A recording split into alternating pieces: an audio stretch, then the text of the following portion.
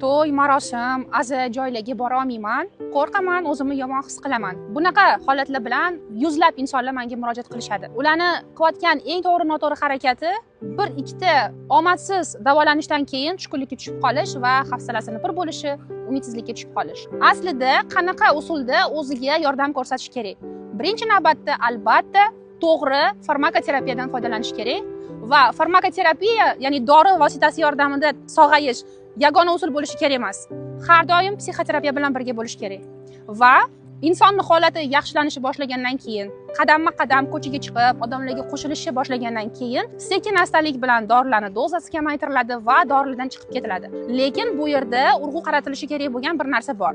Dorilardan shunchaki chiqib ketish kerak emas. Psixoterapiya bilan birgalikda chiqish kerak.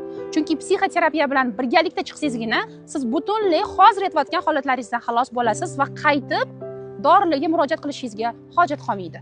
Agar sizni ham shunaqa muammolar qiynayotgan bo'lsa, Telegramdagi nevroz, vahima, depressiya holatini davolaydigan yopiq klubimga sizni taklif qilaman. Bu klubda men har shanba kuni ushbu muammolarga yechim bo'ladigan jonli tahlillar o'tkazaman.